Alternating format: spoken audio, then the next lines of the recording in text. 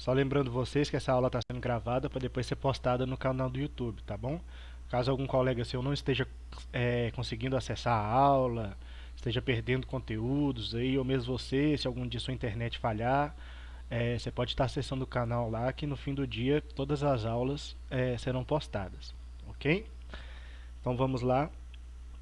Na aula passada a gente terminou a correção da semana 1 do PET complementar e nessa aula nós vamos fazer a correção da semana 2 do PET complementar. E também falar dos temas, né? Dos temas referentes a essa semana.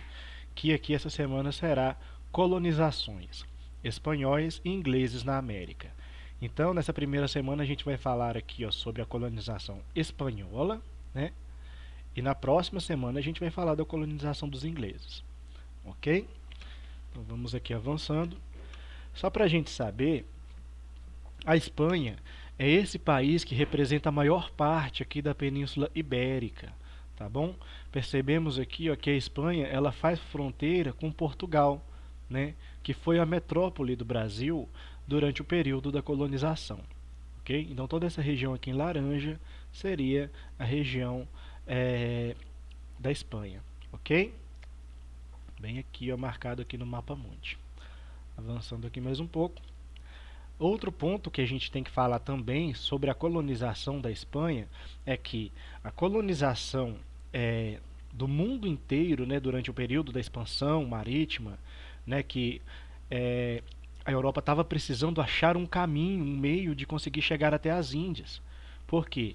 Porque o Império Bizantino, que ficava aqui nessa região aqui mais ou menos, né, a cidade de Constantinopla, ela foi tomada pelos turcos otomanos, ok? E os turcos otomanos, eles... Danilo tá andando aí.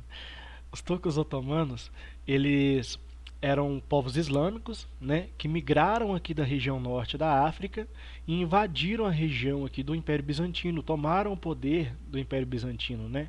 E com a queda da Constantinopla a gente também vai ter o fim do período da Idade Média, ok? E o que acontece, pessoal? Esse pessoal era islâmico, eles eram muçulmanos. E eles não se davam bem com os cristãos. E os cristãos, né, os povos da Europa aqui, para chegar até as Índias, para comprar as especiarias, né, que eram tão famosas, o cravo, a canela, o açafrão, né, todos esses temperos que a gente usa hoje na nossa cozinha, na época, aqui para a Europa, era uma grande novidade. E eles compravam todas essas mercadorias aqui das Índias. Mas agora o caminho para as Índias estava bloqueado. Né? Por quê? Porque os turcos otomanos tomaram o Império Bizantino e não estavam deixando mais os navios europeus passarem aqui por esse caminho, né? Do Mar Mediterrâneo, passando aqui por esse canal que fica entre a Península Arábica e a África, para chegar aqui, até aqui às Índias. Era esse caminho que era usado. Agora não dá mais para usá-lo. Então eles começaram a pensar, como que a gente vai resgatar, né, esse mercado que só está crescendo, que tanto gera lucro, para chegar até as Índias? Seguindo pela terra não dá, porque é um caminho muito custoso, muito difícil, né? E acabam gerando muitas percas no meio do caminho e não compensa esse trajeto. Tem que ser por mar. Então, o que a gente vai fazer para chegar até as Índias? Eles tiveram a ideia de contornar a África, né? Inclusive o Vasco da Gama fez o navegador Vasco da Gama fez esse trajeto.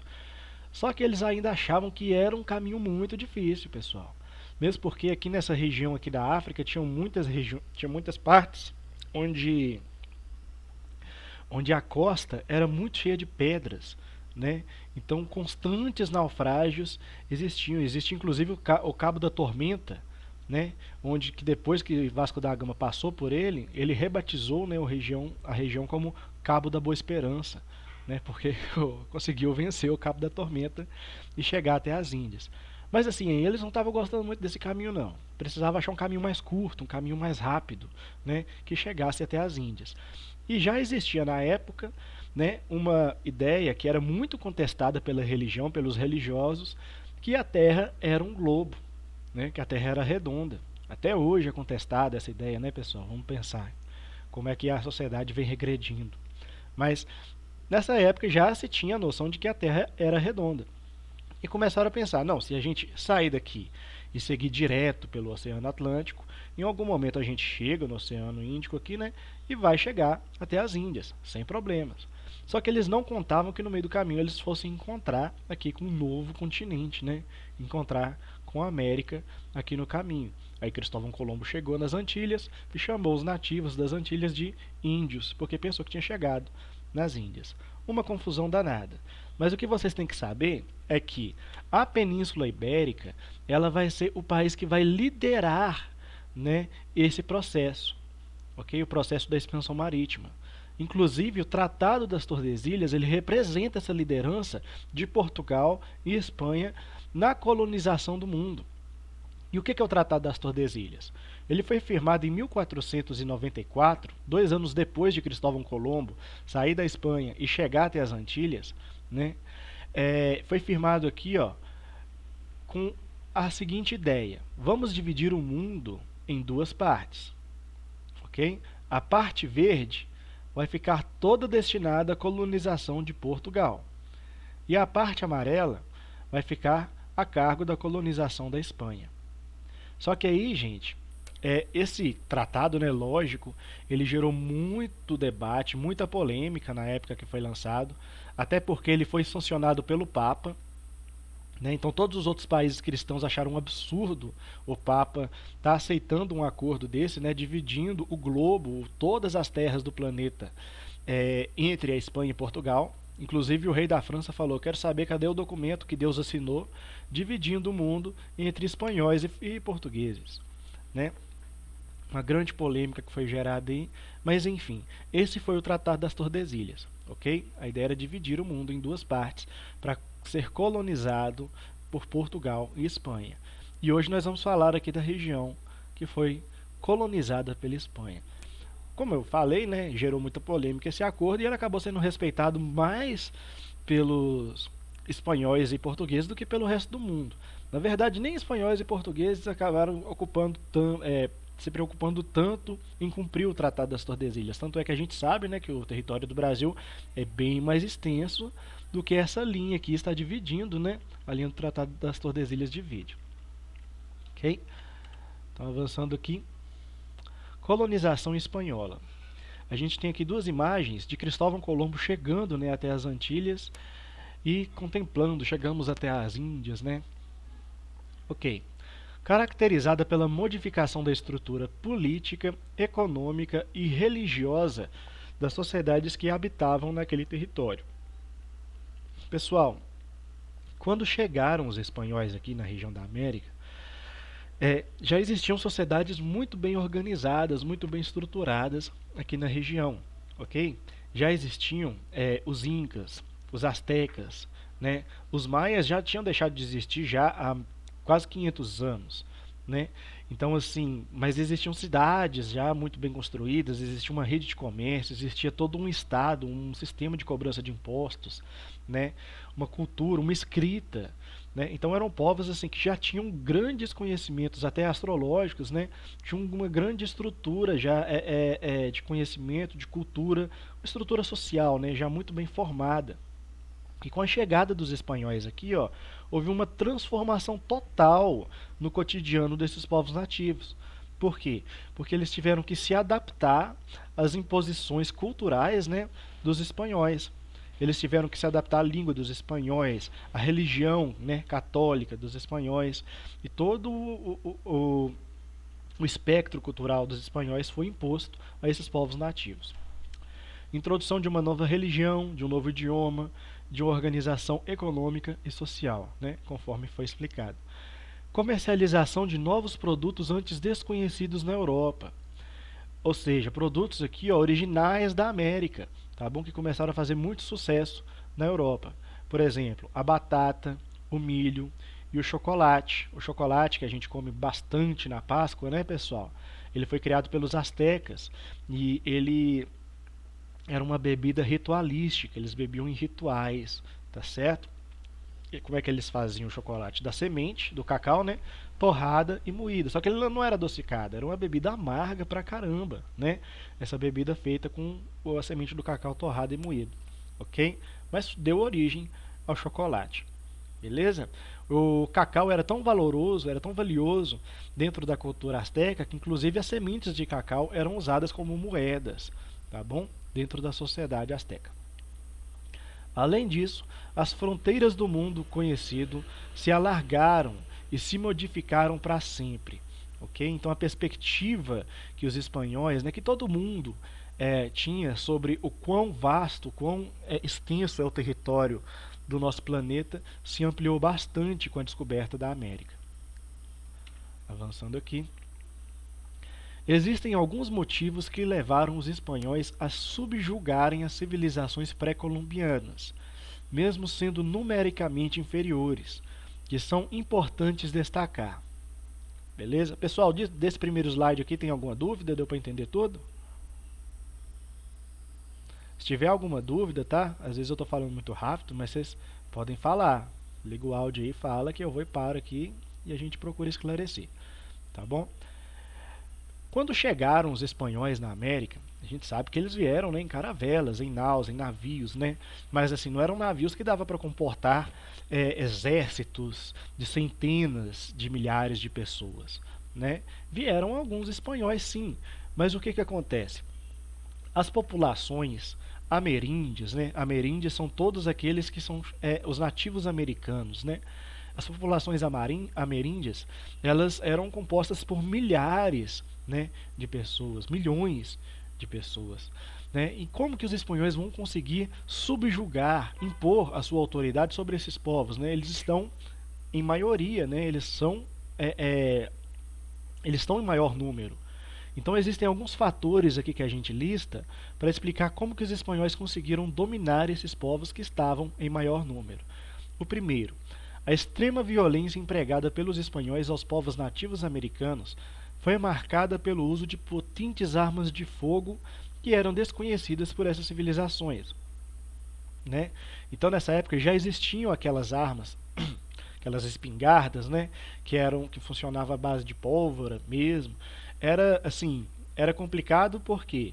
Porque entre um tiro e outro, você tinha que recarregar ela e você tinha que jogar fora, né, as cinzas, depois colocar pólvora de novo, colocar munição, acender, né, que era acesa com fogo mesmo, para depois atirar novamente. Então existia um tempo, acho que não dava para você fazer mais do que 3 disparos por minuto com essa arma de fogo da época, mas ainda assim era muito efetivo. Né? Por mais que não seja tão efetivo numa guerra, nessa questão assim de tiros por minuto, quanto um arco e flecha, que um arco e flecha você lança mais tiros por minuto do que uma arma de fogo, você não precisa de tanto treino, de tanta habilidade para matar alguém usando uma arma de fogo. Já para usar um arco e flecha você exige um treino, né? Exige todo um preparo para você saber manusear um arco e flecha. Então acaba que a arma de fogo se torna um dos critérios, né, que ajudaram os espanhóis a dominarem os povos ameríndios.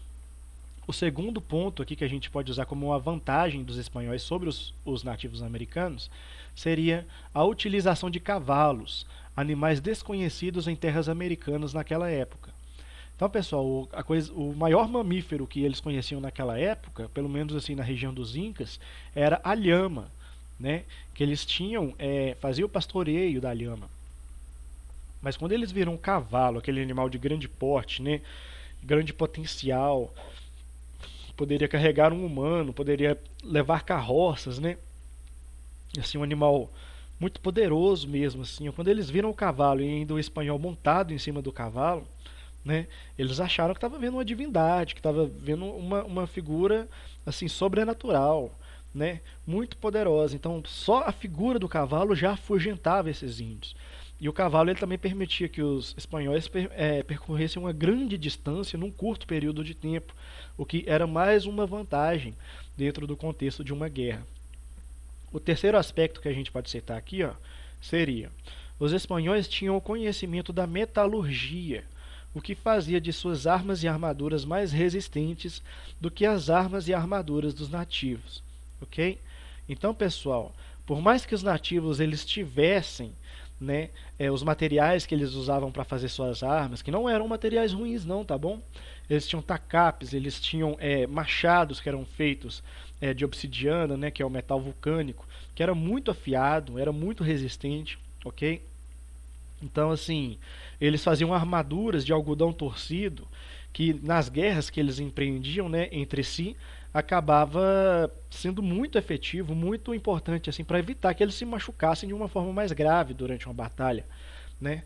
Mas por mais que eles tivessem essa proteção das suas armaduras, elas nem se comparavam com o material de metal, né, com as armaduras de metal dos espanhóis, com as espadas de metal, com as lanças de metal dos espanhóis, né, que eram muito mais resistentes. Então, numa batalha, vamos imaginar uma batalha entre dois nativos, né? Um nativo vai lá e dá uma martelada, né? Dá uma machadada no peito do outro nativo. A armadura de algodão torcido segura o golpe.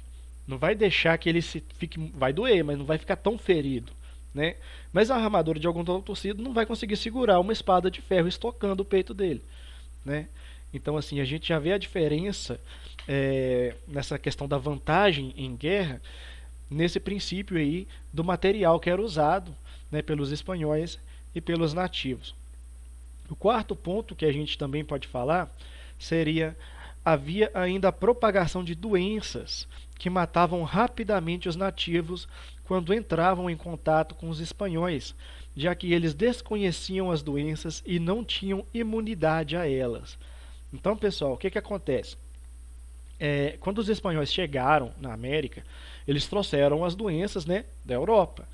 Por exemplo, o tifo, a varíola, né, e várias outras doenças aí eles trouxeram da Europa para cá. E o que acontece? A Europa já enfrentava essas doenças há séculos. Então, os europeus eles já tinham já uma relativa imunidade a essas doenças, né? Eles não, assim, se fossem contaminados por essas doenças, elas não iam ser tão perigosas à saúde deles quanto seriam perigosas e foram perigosas, né, para esses nativos americanos. E, inclusive, essa questão das doenças, elas foram usadas como uma arma biológica pelos espanhóis. Por exemplo, os espanhóis, eles procuravam pessoas que eles compravam, né, roupas de pessoas doentes na Europa, doentes por malária, por varíola, pelo tifo, né? Eles compravam as roupas dessas pessoas e levavam como presentes aos nativos americanos. Quando os nativos viam aquelas roupas, né, tocavam aquelas roupas, vestiam aquelas roupas, eles estavam se contaminando com essas doenças que eram trazidas da Europa. Então era literalmente um cavalo de Troia que eles entregavam, né, aos nativos, essas roupas aí contaminadas. E essa questão das doenças, pessoal, ela é muito importante porque se não fossem essas doenças, provavelmente os espanhóis, mesmo com todas as vantagens que eles tinham, eles não conseguiriam dominar os povos nativos. Porque morreram milhares de nativos vítimas dessas doenças, né, as quais eles não tinham imunidade. Muito mais nativos morreram doentes dessas doenças trazidas pelos europeus do que nativos que morreram em guerras, em combate direto com os europeus, ok? E o quinto e último motivo, por fim, podemos citar o fato de os espanhóis utilizarem uma tática de divisão entre os povos indígenas, incentivando confrontos decorrentes de conflitos já existentes, o que os enfraqueceram perante os espanhóis. Então, os espanhóis eles venceram essa questão de ser uma minoria, né, em números de soldados contra os nativos, justamente se aliando a nativos rebeldes. Porque, como eu já expliquei, os povos astecas, os povos incas, eles eram povos que formaram impérios, né? E a gente sabe como é que formam impérios. Impérios é quando um grupo que vive em determinado espaço resolve expandir seu território. E para expandir esse território, ele vai entrar em guerra, ele vai combater outros grupos e ele vai reprimir esses grupos e impor a esses grupos conquistados, né, a sua autoridade, a sua cobrança de impostos, né, os seus costumes e assim por diante. E o que acontece? Esses povos que eram dominados, esses povos nativo-americanos que eram dominados pelo Império Azteca, esses povos que eram dominados pelo Império Inca, eles não gostavam de serem dominados, né? Porque se alguém quisesse se rebelar contra o imperador Inca ou Azteca, ia acabar tendo que lidar com o exército desses imperadores, o que não era nada legal, né, pessoal? Ocorriam assassinatos em massa por causa de manifestações rebeldes, né, contra o domínio desses impérios. Então eles estavam procurando alguém que pudesse ajudá-los a se livrar desse domínio. E aí chegaram os espanhóis. Os espanhóis fizeram alianças com eles e falaram: olha, me ajuda aqui a derrotar o Império Inca, que eu te dou armas, que eu te dou isso, te dou aquilo, né? E assim eles fizeram alianças e derrotaram as lideranças, né? A estrutura política desses impérios foi totalmente fragmentada, o que facilitou para eles depois a dominarem esses pequenos grupos, né? Que antes eram dominados pelos impérios. Então essa questão de se aproveitar da divisão que havia nas sociedades, né, essa divisão das classes sociais, a desigualdade social que existiam nesses impérios, foi muito explorada pelos espanhóis na hora de dominar os povos ameríndios. Ok? Deu para entender aí? Aqui, pessoal, a gente tem uma representação de uma invasão dos espanhóis a uma comunidade indígena. Né? A gente vê aqui o terror todo que era, eles chegavam de surpresa, eles usavam todo tipo de tática que pudesse lhe dar vantagens durante o combate. Okay?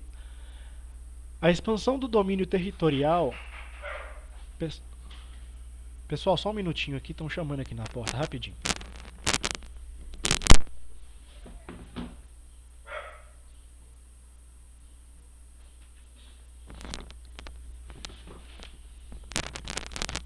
Ok, voltei. Então, voltando aí, pessoal. Aqui, ó. A expansão do vasto domínio territorial era prioridade e visava a ampliação do mercado e da fé católica. Como eu expliquei para vocês, eles estavam procurando alguma forma de manter o mercado das especiarias, né? Era a prioridade da burguesia europeia. Mas havia também um apoio da Igreja Católica. Por quê? Porque a Igreja Católica queria ampliar o seu número de fiéis, seu número de seguidores. Lembrando que antes da expansão marítima, né, no século XIV, ocorreu a Reforma Protestante. E a Reforma Protestante ela fez com que muitos fiéis, muitos reinos, né, grande parte da influência católica fosse perdida para seguirem, né, suas próprias religiões, as religiões protestantes, né, que surgiram no século XIV. Então a Igreja Católica estava sedenta por maior influência, por ampliar a sua influência, recuperar aquela influência que eles tinham, né, nos séculos anteriores, durante a Idade Média. E a Igreja Católica dava total apoio à colonização, ok? Mesmo que essa colonização fosse marcada, né, se configurasse por uma série de atrocidades. A coroa recebia o apoio da Igreja Católica e, em troca, o rei justificava a colonização como uma garantia da difusão da fé.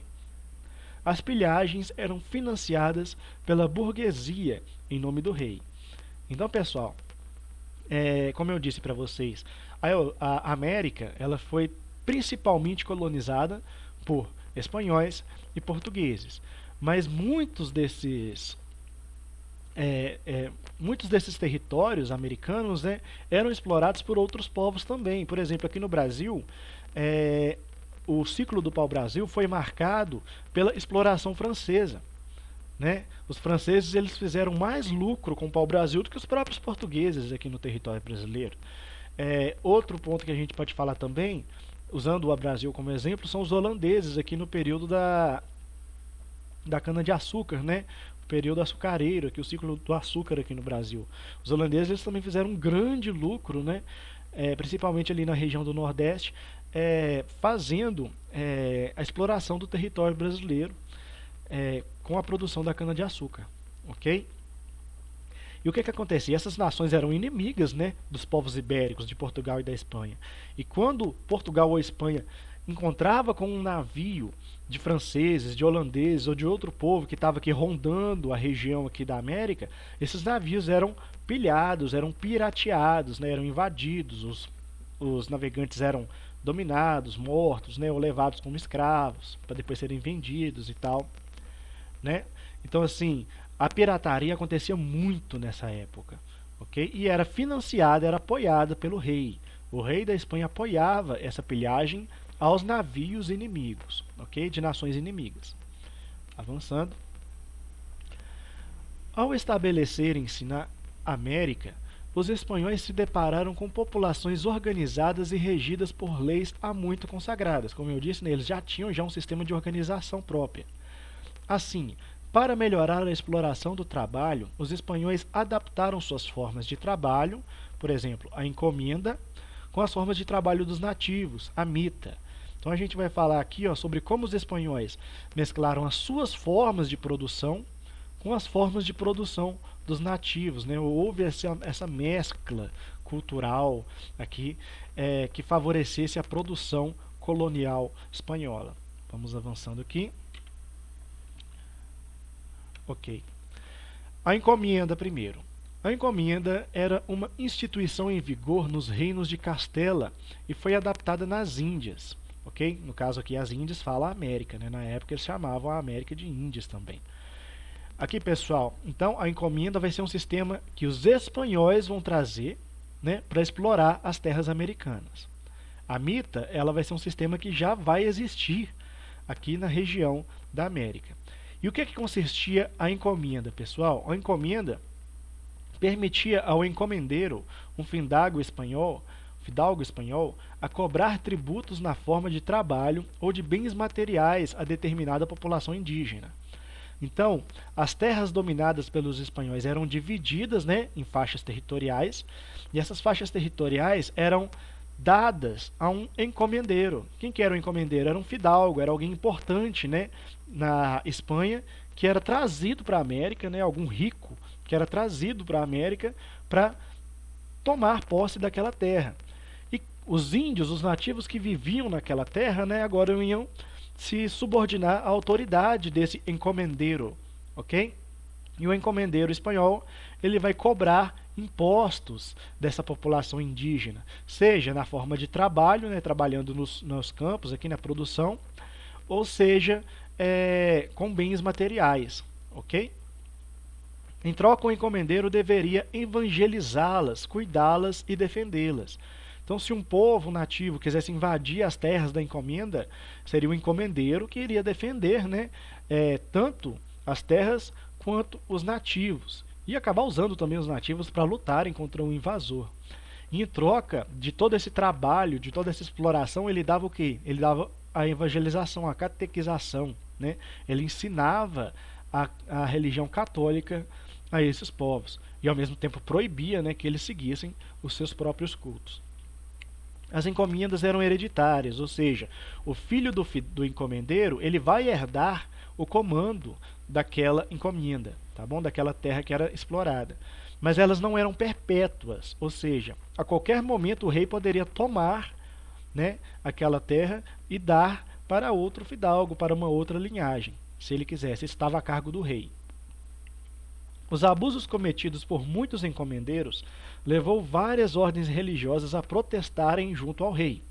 Então, a Igreja Católica, algumas ordens da Igreja Católica, né, assim como eles eram contra a exploração dos índios no Brasil, também existiam nessas ordens que protestavam contra os abusos que os encomendeiros cometiam aos nativos.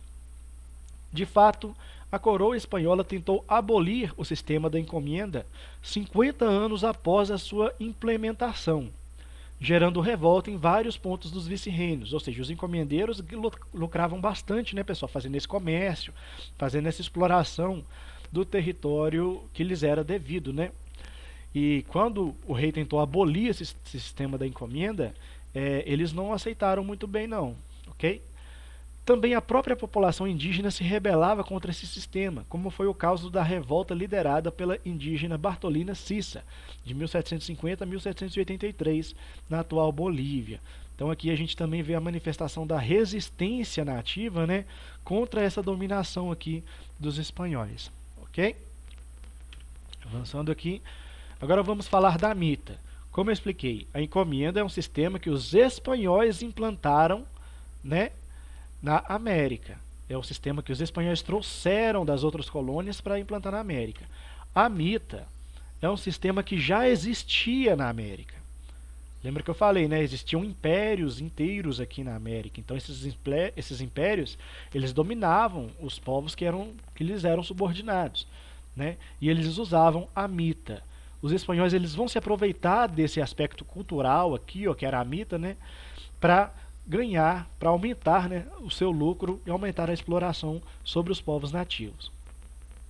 Então, no vice-reino do Peru, principalmente, os colonizadores aproveitam a mita, uma criação inca, a fim de garantir o trabalho dos indígenas para seus propósitos. A mita consistia numa prestação de trabalho que a população masculina fazia ao Inca. O Inca, pessoal, o Inca é o imperador do Império Inca, tá certo? Entre os Incas, o imperador vai receber esse nome aí, o Inca. Então eles tinham que fazer esse trabalho ao imperador. Geralmente, tratava-se de ajudar na construção de templos e caminhos, né, e estradas que eram usados para o comércio aqui dentro do Império Inca. Em contrapartida, eles recebiam proteção do exército do imperador, que ia protegê-los, né, e recebiam também oferendas aos deuses. Ok? Então tinha um aspecto tanto religioso, né, quanto militar mesmo, dentro da questão da mita. O, o nativo ele prestava o trabalho ao imperador, né, e recebia a proteção do exército imperial e recebia também oferendas aos deuses. Então tinha um reforço religioso aí também dentro da prática da mita. Em outras palavras, a mita consistiu em uma das formas de obrigar os indígenas americanos nas colônias espanholas a trabalharem, principalmente nas minas. O que antes, né, esses nativos trabalhavam para o crescimento do Império Inca, né, construindo templos, construindo estradas que eram usadas para o comércio, né, agora não. Agora eles vão trabalhar nas minas dos espanhóis, ok? Nessas minas, principalmente as minas de prata, ok? Que vão enriquecer os cofres dos espanhóis. Eu não sei se eu já falei para vocês, mas nessa época na Europa, o sistema que vigorava era o mercantilismo. E o que diz o mercantilismo? Que quanto mais metal precioso uma nação tem dentro do seu território, mais rica ela é considerada pela comunidade internacional. Tá certo? Então, nessa época, a mineração estava bombando, pessoal. Não que ela deixou de bombar, né? Mas nessa época, quanto mais metal precioso, quanto mais comércio, quanto mais ouro uma nação tivesse dentro do seu território, mais rica ela era considerada, mais respeitada ela era pelas outras nações. Ok? Então, os nativos agora eles eram obrigados a trabalhar nessas minas. As condições de trabalho eram péssimas, insalubres. No pagamento, que era baixíssimo, né, antes eles recebiam o quê? Proteção e oferendas aos deuses, né? Quando eram explorados pela mita no Império Inca. Agora eles vão receber um salário, tá bom? Vão receber em moedas. Só que esse salário, pessoal, era baixíssimo. E nesse salário que eles recebiam pelo trabalho na mita, eram descontadas as despesas dos trabalhadores durante o período que ficavam nas minas. Ou seja, o lugar onde eles dormiam, eles pagavam por esse lugar, tá certo? A comida que eles comiam, eles tinham que pagar, né? Então, assim, tudo era descontado da remuneração desses nativos aqui na exploração na mita, ok? Aqui, pessoal, só para lembrar, a encomenda era obrigatória. O nativo ele tinha que trabalhar, né, para poder sobreviver nas terras do encomendeiro. Tipo o sistema feudal na Idade Média, né, que tinha o senhor feudal, tinha o servo, né, o camponês, mais ou menos isso a encomenda.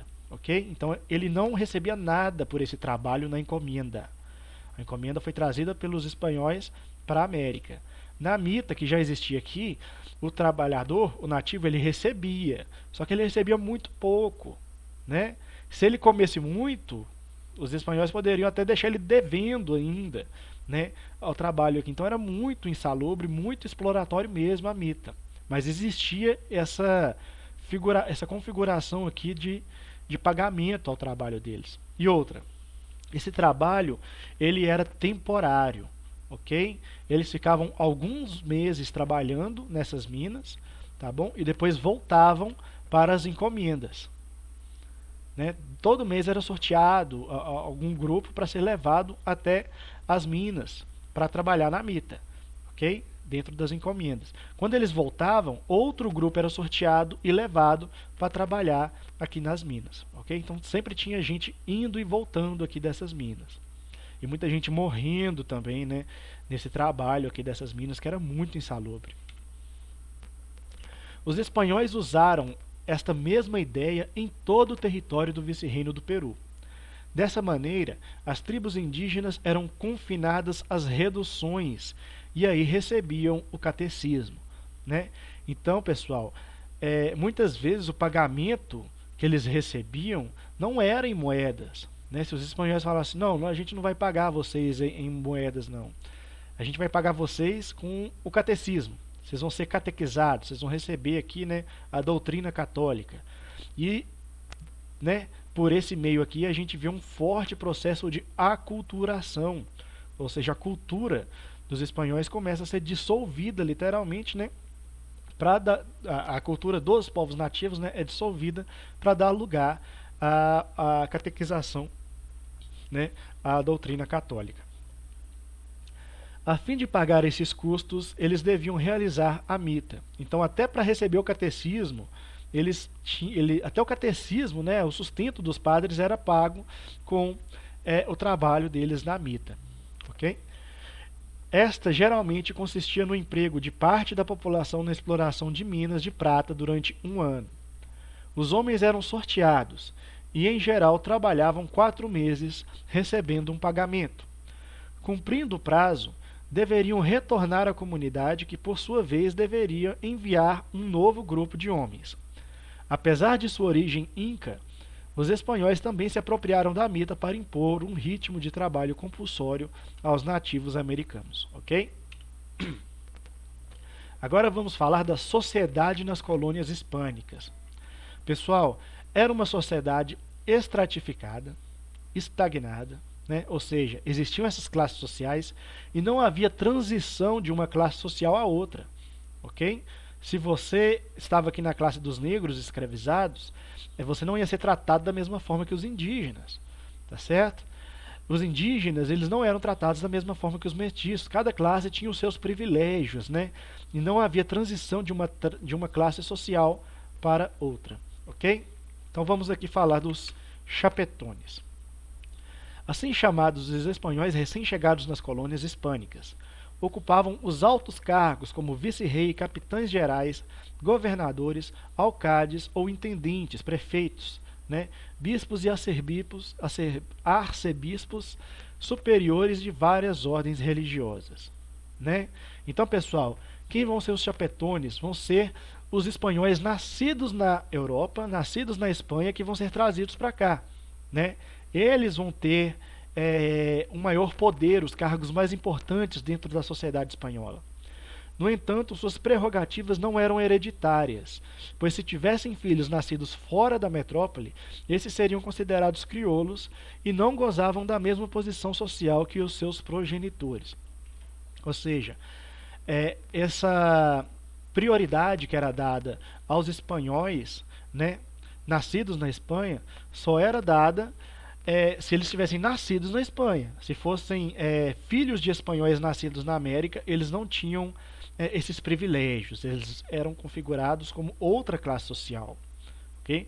Mesmo filhos de pai e mãe espanhola, se tivesse nascido na América, não era considerado chapetone, era considerado crioulos. Os crioulos eram os filhos de espanhóis nascidos na América. Eles não podiam ocupar altos cargos, mas participavam do cabildo e tinham uma posição social acomodada. Então, pessoal, esses aqui são os crioulos, os filhos, né, dos espanhóis nascidos aqui na América. Ok? Os crioulos exerciam várias atividades e eram profissionais como advogados, comerciantes, mas também encomendeiros, exploradores de minas, fazendeiros e etc. Okay? Não tinha um grande poder político, mas tinha uma participação bem mais confortável. Logo após os chapetones, né, vem aqui a autoridade dos crioulos. Ao contrário do significado em língua portuguesa, a palavra crioulo em espanhol não representa uma pessoa de cor negra. Ela indica aqueles brancos que nasceram na América e não no Reino da Espanha. Ok? Avançando aqui, os mestiços. Quem são os mestiços, pessoal?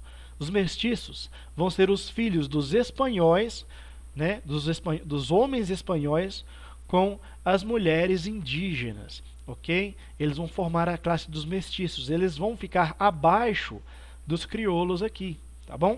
Vamos lá. Os mestiços era uma classe, não, era uma sociedade em que a cor da pele determinava o seu lugar na hierarquia social, ok? Então, segundo os costumes coloniais, a união entre um espanhol e uma indígena dava origem a um mestiço. Apesar disso, os mestiços eram aceitos porque eram criados em um ambiente culturalmente branco. Então, esses mestiços eram filhos de indígenas, né? Mas eles eram batizados, eles eram cristãos, né? Mas não tinham a mesma autoridade que os chapetones e nem a mesma autoridade dos crioulos, que eram os espanhóis nascidos na América. Então vamos lá. Com o passar do tempo, indígenas brancos, negros, com o passar do tempo, indígenas, brancos, negros foram se unindo e gerando filhos. Isso provocou o surgimento de pessoas que não se encaixavam em nenhuma das classes, nenhuma das categorias citadas acima. Eles não podiam ser considerados nem crioulos, nem chapetones, ok? Assim, passou a surgir uma série de palavras específicas para cada uma dessas uniões. Podemos citar mulato, torna-atrás, mourisco, lobo, zambaio, coiote, cambujo, chamizo, né? Todos esses nomes, pessoal, eles vão caracterizar o quê? Essa classe dos mestiços, ok? Era um modo de estabelecer novas categorias, mas ainda assim o status de cada mestiço era ambíguo e dependia do quão branca fosse a sua cor da pele e os seus costumes. Então, quanto mais cristão e quanto mais branco fosse o mestiço, mais chance ele tinha de se dar bem na sociedade espanhola colonial, ok? Indígenas. A colonização espanhola supôs o desaparecimento da antiga forma de vida dos povos nativos. A economia foi reorientada para o mercado externo e os indígenas trabalhavam especialmente nas minas de prata, ouro e mercúrio, mas também eram empregados no serviço doméstico e na agricultura. Ok, pessoal? Então os indígenas eles vão representar aqui a maior parte da mão de obra da exploração aqui, ó, da América Espanhola. Com o passar do tempo, o idioma original foi sendo substituído pelo castelhano e a religião passou a ser o catolicismo. Igualmente, se desenvolve uma crença que mistura práticas pagãs com o cristianismo. Então vai haver essa mescla aqui também, né, pessoal? Da cultura religiosa dos nativos com o catolicismo. Mesmo com todas essas mudanças, alguns costumes se mantiveram e outros se mesclaram, criando uma nova forma de pensar e de viver. Outros, infelizmente, foram perdidos para sempre. Ok, pessoal? Então, o que conseguiu se adaptar aqui à cultura católica prevaleceu, o que não conseguiu acabou desaparecendo. E por último aqui, ó, eu acho que não vai dar tempo de fazer a correção hoje. Vocês têm alguma aula depois dessa?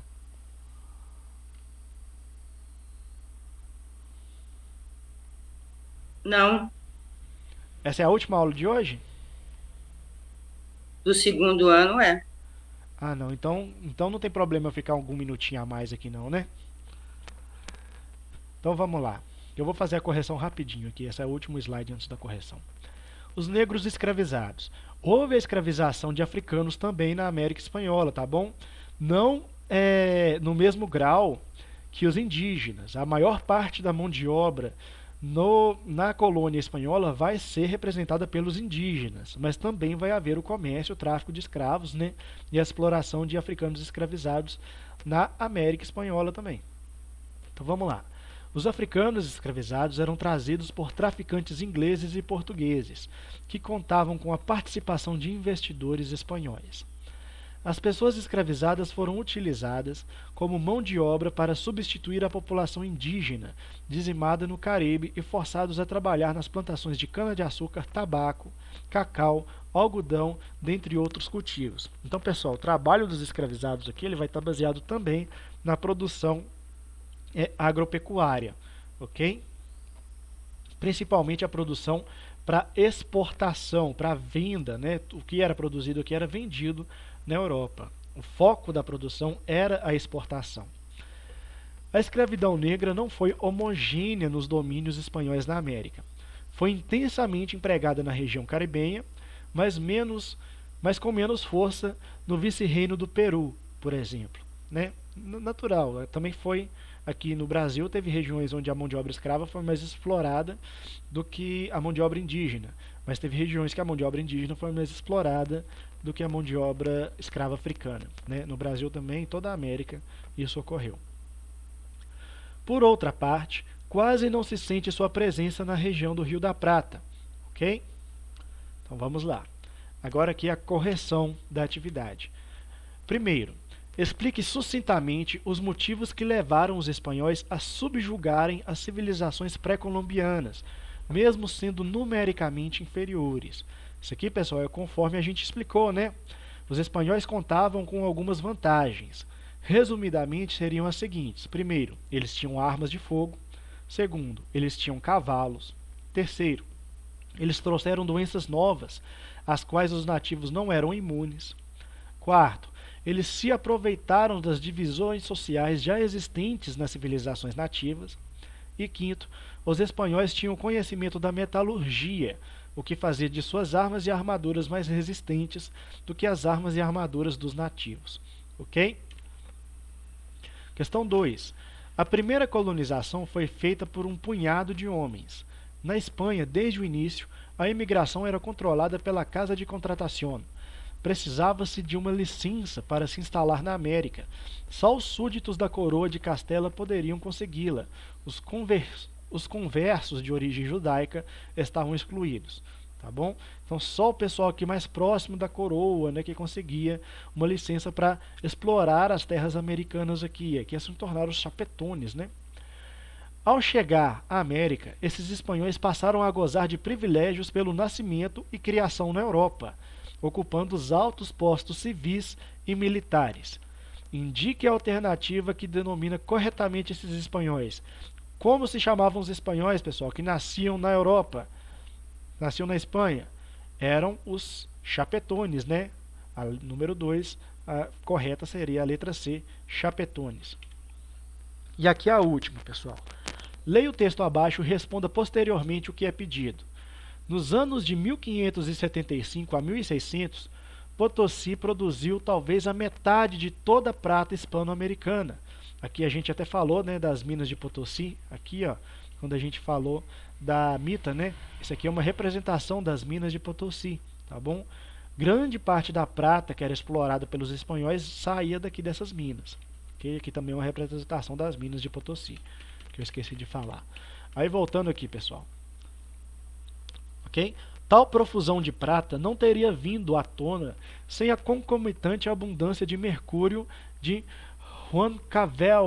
Huancavelica, que, naqueles mesmos anos, estava também produzindo como nunca havia feito. Outro estimulante para Potosí foi claramente a mão de obra barata fornecida através da mita de Toledo. Ok? E aí vem a questão. Como indicado no texto, os espanhóis utilizaram um sistema de trabalho denominado mita, que consistia, a resposta certa seria a letra A, no trabalho obrigatório e temporário, mobilizando mão de obra indígena, geralmente escolhida por sorteio entre as tribos, sendo deslocada para qualquer região da colônia. Ok? Então, só resumindo aqui, ó, são esses 5 motivos que vocês podem citar aqui na questão 1. Na questão 2 seria a letra C. E na questão 3 seria a letra A. Ok? Disso aqui que foi explicado, pessoal, 5 minutos após o término da aula. Vocês têm alguma dúvida?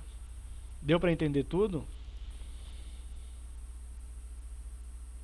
Danila, Ana? Tem dúvida, Danila? Tem não? Tá bom. Beleza. Ó, pessoal, vocês não se preocupem com esses atrasos, não, que a Rosane é testemunha que eu também atrasava muito. Quando era presencial, custava sair normal, da sala, né? Chegava atrasado numa sala porque estava dando aula em outra, né? A gente entusiasma, vocês me desculpem aí, tá bom? Então valeu, pessoal, é isso aí, até a próxima. Até semana que vem. Até a próxima, Edivaldo, obrigada. Valeu, tchau, obrigado. Danila, bom final de semana para você, viu? Tchau, tchau, bom fim de semana, Ana, bom fim de semana, Danila. Tchau, tchau, Rosane, bom fim de semana. Tchau, tchau, Edivaldo, você também. Até mais, com Deus.